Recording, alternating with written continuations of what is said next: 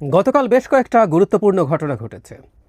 Apparently মনে হচ্ছিল সব শান্ত হয়ে এসছে, কিন্তু প্রথম আমরা উপদেষ্টা ওয়াহিদুদ্দিন মাহমুদের একটা মন্তব্য দেখে দেখলাম যে না, প্রধান উপদেষ্টা থাকছেন। তাতে মনে হলো যে সব কিছু মোটামুটি শান্ত হয়ে এসছে, কিন্তু তারা এরপর একটা অফিসিয়াল স্টেটমেন্ট, যেটা প্রধান উপদেষ্টা তার অফিসিয়াল ফেসবুকে শেয়ার করেছেন, সেটা খুব তীব্র সন্দেহের জন্ম দিয়েছে। এবং একই সাথে গতকালই 3টা রাজনৈতিক দল দেখা করেছে প্রধান উপদেষ্টার সাথে, বিএনপি, জামায়াত এবং এনসিপি, রেজিস্ট্রেশনহীন একটা দল দেখা করেছেন। এটা অবশ্য ডক্টর ইউনূসের নিজের দল, দেখা করতেই পারে, তাদের প্রধানও আলাদাভাবে দেখা করতে পারেন। তো দেখা হওয়ার বিষয়টা নিয়ে আলাদা করে আলোচনা করব, এবং এখানে এক ধরনের বিএনপিকে হিউমিলিয়েট করা হয়েছে বলে মনে হতেই পারে, এবং এটা একটা অর্থহীন বৈঠক হয়েছে বলবো আমরা। কারণ স্টেটমেন্ট যেটা দেওয়া হয়েছে সেই স্টেটমেন্টটা আসলে অনেক কিছু বলে দিয়েছে, খুবই অ্যালার্মিং। আমরা যদি তার প্রতিটা বাক্য পড়ি এবং রিডিং বিটুইন লাইন্স, তার রাইটার্স প্রেমিস বলে যে একজন রাইটার আসলে কি ঢঙে লিখেছেন, অনেক সময় সেটা কমিউনিকেটেড হয় বা রাইটার নিজে কমিউনিকেট করতেই চান। আমার কাছে মনে হয় পরিকল্পিতভাবে এই ধরনের মেসেজ আমাদেরকে দেওয়ার চেষ্টা করা হয়েছে, মেসেজ সামনে আনার চেষ্টা করা হয়েছে। সোজা বাংলায় বলতে গেলে সেনাপ্রধান এবং বিএনপিকে ধমক বা হুমকি দেওয়া হয়েছে বলা যেতেই পারে। আমরা একটু স্টেটমেন্টটা পড়ি, তারপর এটা একটু পুঙ্খানুপুঙ্খভাবে অ্যানালাইজ করতে হবে, কারণ এটা অফিসিয়াল স্টেটমেন্ট। এর প্রতিটা শব্দ, প্রতিটা বাক্য তো বটেই, প্রতিটা শব্দ খুব গুরুত্বপূর্ণ। হুবহু যা লেখা হয়েছে সেটা এরকম যে জাতীয় অর্থনৈতিক পরিষদে এনইসির বৈঠক হয়েছে। এখানে অন্তর্বর্তী 3টি প্রধান দায়িত্ব তারা বলছেন, নির্বাচন, সংস্কার ও বিচার বিষয়ে বিস্তারিত আলোচনা হয়। মানে এগুলো কে দিয়েছে, কিভাবে দিয়েছে প্রশ্ন তোলা যায়, তুলছি না আপাতত। প্রধান উপদেষ্টা প্রফেসর মোহাম্মদ ইউনূসের সভাপতিত্বে রাজধানীর শেরেবাংলা নগর এলাকায় পরিকল্পনা কমিশন এই বৈঠক অনুষ্ঠিত হয়। এসব দায়িত্ব পালনে বিভিন্ন সময় নানা ধরনের অযৌক্তিক দাবি দেওয়া, উদ্দেশ্য প্রণোদিত এখতিয়ার বহির্ভূত বক্তব্য, এই জায়গাটা খেয়াল রাখবো, আমি আবার পড়ব, এবং কর্মসূচি দিয়ে যেভাবে স্বাভাবিক কাজের পরিবেশ বাধাগ্রস্ত করে তোলা হচ্ছে এবং জনমনে সংশয় ও সন্দেহ সৃষ্টি করা হচ্ছে, তা নিয়ে বিস্তারিত আলোচনা হয় বৈঠকে। দেশকে স্থিতিশীল রাখতে, নির্বাচন, বিচার ও সংস্কারের কাজ এগিয়ে নিতে এবং চিরতরে দেশে স্বৈরাচারের আগমন প্রতিহত করতে বৃহত্তর ঐক্য প্রয়োজন বলে মনে করে উপদেষ্টা পরিষদ। এ বিষয়ে অন্তর্বর্তী সরকার রাজনৈতিক দলগুলোর বক্তব্য শুনবে এবং সরকারের অবস্থান স্পষ্ট করবে। শত বাধার মাঝেও গোষ্ঠী স্বার্থকে উপেক্ষা করে অন্তর্বর্তী সরকার তার উপর দায়িত্ব পালন করে যাচ্ছে। যদি পরাজিত শক্তির ইন্ধনে এবং বিদেশি ষড়যন্ত্রের অংশ হিসাবে সরকারের উপর আরোপিত দায়িত্ব পালনকে অসম্ভব করে তোলা হয়, খেয়াল করি, আওয়ামী লীগ এবং বিদেশি শক্তি মানে হচ্ছে, আমরা ধরে নিই বিদেশি ষড়যন্ত্র, ইন্ডিয়ান ষড়যন্ত্র পড়ে ফেলাই ভালো, তবে সরকার সব কারণ জনসমক্ষে উত্থাপন করে পরবর্তী সিদ্ধান্ত গ্রহণ করবেন, ভালো কথা।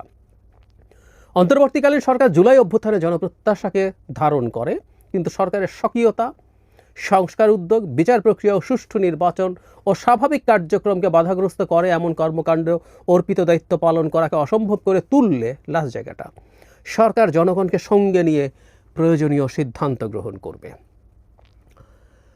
প্রথম কথাটা হচ্ছে, সেনাপ্রধানকে একটা অফিসিয়াল ফর্মাল বক্তব্যে তুলে আনা হলো।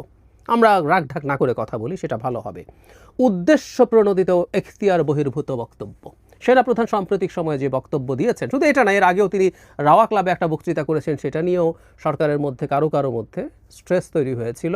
এটা একই ধরনেরই বক্তব্য, এখানে সেটা তারা ডেকে এনেছেন। আমরা এই জায়গাটা একটু ক্ল্যারিফাই করি। সেনাপ্রধান তার অফিসারদের সামনে যে বক্তব্য দিয়েছেন সেটা আসলে অফিসিয়ালি তারা জানান নেই, এটা বিভিন্ন সূত্রে মিডিয়াতে চলে এসছে। আমরা এভাবে ধরতে পারি যে এটার এক ধরনের সায় সর্বোচ্চ পর্যায়ে থেকেই ছিল সেনাবাহিনীর, তাহলে ঠিক আছে, কিন্তু তারপর তারা কোনো অফিসিয়াল স্টেটমেন্ট দিয়ে এটা করেননি। এখন সেনাপ্রধান তার এখতিয়ার বহির্ভূত বক্তব্য তিনি দিয়েছেন কি না, তার উদ্দেশ্য প্রণোদিত ছিল কিনা বক্তব্য, এগুলো নিয়ে সরকারের অবস্থান থাকতে পারে। সরকার তাকে ডেকে প্রধান উপদেষ্টা এটা নিয়ে তাকে সতর্ক করতে পারেন, এটা নিয়ে তাকে তিরস্কার করতে পারেন, বল প্রধান উপদেষ্টা তার বস। কিন্তু একটা অফিসিয়াল স্টেটমেন্টে এটা আনা হয়েছে, তার মানে সরকার সেনাপ্রধানকে হুমকি বা ধমক দিচ্ছেন, এটা জনগণের সামনে অফিসিয়ালি সরকার দেখাচ্ছেন। মানে তাদের কাছে মনে হলো যে সেনাপ্রধানের ওই বক্তব্যের পর সরকার কি কিছুটা শক্তির দিক থেকে পেছনে পড়ে গেছে বলে জনগণ মনে করছে, তাই তারা একটা ধমক দেওয়া জরুরি মনে করলেন অফিসিয়ালি, ফর্মালি, যেটার মাধ্যমে জনগণ মনে করবে না সরকারের অনেক হ্যাডাম আছে। আবারও বলছি, সংকটটা যদি তারা মনে করতেন সলভ করবেন, এটা সলভ করার দিকে যাচ্ছেন না, আমি এই জায়গায় যাচ্ছি, এটা কিন্তু আমাদের খুবই অ্যালার্মিং। সলভ করার দিকে গেলে তারা তাকে ডেকে এই কথাগুলো বলতে পারতেন, পরিষদ বসতে পারতো, প্রধান উপদেষ্টা নিজে বসতে পারতেন, খুব ইজিলি এটা করা যেত, কিন্তু সেটা করা হয় নাই। অফিসিয়ালি কাজটা করা হয়েছে এবং তাকে অফিসিয়ালি ধমক দেওয়া হয়েছে। এরপর মূলত কাজকে সমস্যা করতে দেয়া এবং বিশেষ করে প্রচুর রাস্তা আটকে যে বিভিন্ন রকম কর্মসূচি হচ্ছে, অযৌক্তিক দাবি দেওয়া ইত্যাদি ইত্যাদি মিলে সেগুলোতে তাদের কাজের সমস্যা হচ্ছে। মানে এটা কখন সরকারের হঠাৎ করে মনে হলো, যখন জনাব ইশরাক হোসেন এসে তারকে মেয়র করার দাবিতে রাস্তায় নামলেন। শত শত এই ধরনের রাস্তা ব্লক করার ঘটনা ঘটেছে, 5 জন 10 জন 20 জন মানুষ দিয়েও।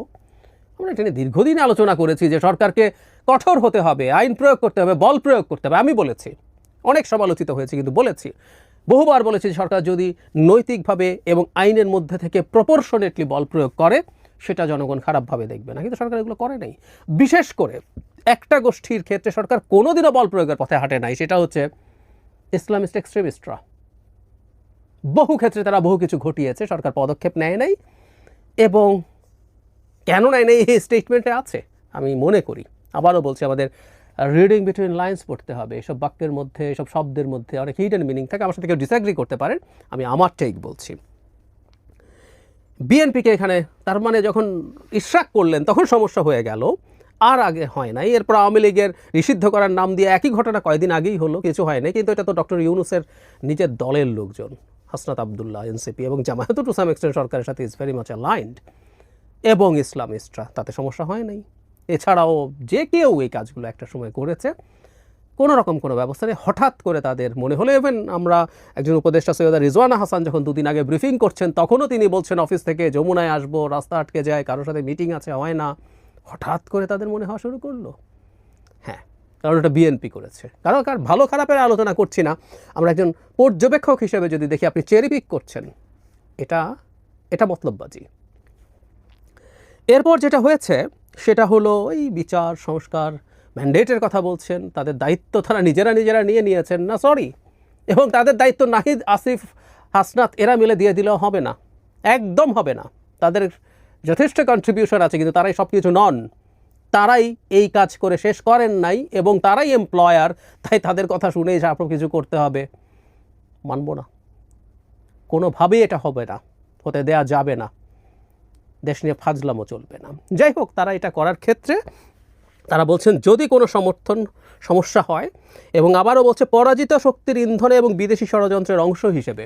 আমি খুব এনসিপির সাথে এই ধরনের অ্যালাইনমেন্ট দেখি, যখনই কোনো না কোনো কিছু ঘটে সেটার সাথে এটাকে রিলেট করা হয়। একটা সময় পর্যন্ত আমরা মানছি অনেক ক্ষেত্রেই এইগুলোর যে প্রভাব ছিল না তা না, ভারত বাংলাদেশকে ডিস্টেবিলাইজ করতে চায়, আওয়ামী লীগ টাকা খরচ করছে, ট্রু, কিন্তু অন্য দল, ধরুন বিএনপি, জামায়াত যদি রাস্তায় নামে, প্রত্যেকটা বিরুদ্ধের, শেখ হাসিনার বিরুদ্ধে লড়াই করা দল, তাদেরকেও কিন্তু এখন ট্যাগ করা হচ্ছে, আমরা খেয়াল করব।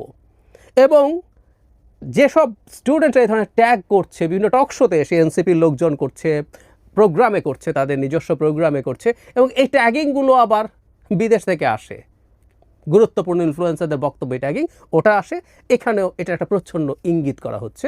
সো এগুলো আসলে মূলত নাকি ওই কারণেই হচ্ছে। ফলে কেউ যখন নির্বাচন চাইবে, নির্বাচনের দাবিতে যদি নামবে, ব্যর্থ যুক্তি দেয়া হয়, ভারত তো নির্বাচনের কথা বলেছে, সো বিএনপি যদি নির্বাচন চায়, কোনো ব্যক্তি যদি নির্বাচন চায়, ভারতের দালাল, বিদেশি শক্তির ইন্ধন, ডক্টর ইউনূস বলছেন, তাদের পরিষদ বলছেন। এরপর জনসংপক্ষে উত্থাপন করবে শেষের যে জায়গাটা, আমি বাক্যটা পড়ি, কিন্তু সরকারের স্বকীয়তা, সংস্কার উদ্যোগ, বিচার প্রক্রিয়া, সুষ্ঠু নির্বাচন ও স্বাভাবিক কার্যক্রমকে বাধাগ্রস্ত করে এমন কর্মকাণ্ড অর্পিত দায়িত্ব পালন করাকে অসম্ভব করে তুললে সরকার জনগণকে সাথে নিয়ে প্রয়োজনীয় সিদ্ধান্ত গ্রহণ করবে। এই যে জনগণ বলা হয়, এই সরকারের জনগণ বলার কি আছে? সরকারের কোনো কাজে, কোনো ক্ষেত্রে যদি সমস্যা তৈরি হয়, সরকার একটা এক্সিকিউটিভ, তার এক্সিকিউটিভ পাওয়ার আছে, আইন অনুযায়ী সে যে কোনো ব্যবস্থা নিতে পারে, জনগণের আলাপটা কেন? এবং এই জনগণ কারা? ধারণা করি এটা বিএনপিকে ধমক বা হুমকি দেওয়া হচ্ছে, আমারও কিন্তু একটা রিজার্ভ ফোর্স আছে, ওটা মাঠে নামাবো। পুলিশ দিয়ে কতটুকু পারবেন তারাও হয়তো কনফিউজড, এবং এই পুলিশ বিএনপির ওপরে আওয়ামী লীগের সময় যা করেছেন তা করবে কিনা, বা সেনাবাহিনী করবে কিনা, বিশেষ করে অন্তত জেনারেল ওয়াকার যদি মিলিটারি চিফ থাকেন, আমি জানি না তাকে রাখা আদৌ শেষ পর্যন্ত যাবে কিনা, সেই চেষ্টা নিশ্চয়ই চলছে তাকে সরিয়ে ফেলার, আমি জানি না। যদি থাকেন তাহলে সেনাবাহিনীকে দিয়েও যাচ্ছে তাই করা যাবে কিনা সন্দেহ আছে। সুতরাং একটা জনগণ আছে, যে জনগণকে তিনি কোনো রকম কোনো সমস্যা করেন নাই। ইভেন বাংলাদেশে জঙ্গিবাদের উত্থান হচ্ছে বা তাদের একটা ওপেনিং দেখা যাচ্ছে যখন নিউ ইয়র্ক টাইমস বলছে, সেরকম জায়গায়ও সেটা হচ্ছে ফান্ডামেন্টালিস্ট মুসলিমস। ইসলাম নিয়ে অনেক আলোচনা আছে, কিন্তু র্যাডিক্যাল ইসলামিস্ট বলে একটা বিষয় যেটা আছে সেটা বাংলাদেশে এক্সিস্ট করে, এবং তাদেরকে উনি মাথায় তুলেছেন, তাদেরকে সব কিছু করতে দিয়েছেন যা ইচ্ছে তাই, কোনো অ্যাকশন নেন নাই। এই জনগণই সম্ভবত উনি এখানে বোঝাতে চাইছেন জনগণকে সঙ্গে নিয়ে প্রয়োজনীয় সিদ্ধান্ত কি? পেটাবেন, হামলা করবেন, এসব। অবশ্য কিছু জনগণ ডক্টর ইউনূসের 5 বছর লাগবে আওয়াজ ফেসবুকে তুলতে তুলতে এখন মাঠেও নামতে শুরু করেছে। বোধ করি তারাও আস্তে আস্তে নামাবেন, গণভোট চাই, ওনাকে 5 বছর, এসব আলাপ আমরা জানি, এসব আসতে যাচ্ছে। আমরা খুব স্পষ্টভাবে দেখতে পাচ্ছি ডক্টর ইউনূস দেশকে একটা সংঘাতের দিকে নিয়ে যাচ্ছেন। একদম একটা সময় পর্যন্ত ওনাকে ছাড় দিয়ে মনে হতো তার সরকারের একটা অংশ এটা করছে ওটা করছে, তাকে ভুল বোঝাচ্ছে। নিজের কাছেই হাসি পেত এই কথাটা বলার সময়, যখন আওয়ামী লীগ নিয়ে বলতে হাসাহাসি করতাম, তো তারপরও নিজের লজ্জার মাথাকে ওনার প্রতি এই কথাটা বলেছিলামও কখনো কখনো। দিন যত যাচ্ছে বোঝা যাচ্ছে এই গ্র্যান্ড ডিজাইন, গ্র্যান্ড প্ল্যানিংয়ের ইন্টিগ্রাল পার্ট উনি। এটা ওনার ব্রেন চাইলো কিনা সময়ের সাথে সেগুলো বোঝা যাবে, কিন্তু উনি এই ডিজাইনের পার্ট। একটা কেওস তৈরি করা সম্পূর্ণ পরিকল্পনা দেখা যাচ্ছে, এবং সেই কেওস তৈরি করার মাধ্যমে ক্ষমতাকে দীর্ঘায়িত করার একদম স্পষ্ট নিদর্শন দেখা যাচ্ছে। এই স্টেটমেন্ট দেশকে ডিস্টেবিলাইজ করার সরকারের দিক থেকে ক্লিয়ার ইন্ডিকেশন দেয়, আমার কাছে অন্তত সেটা।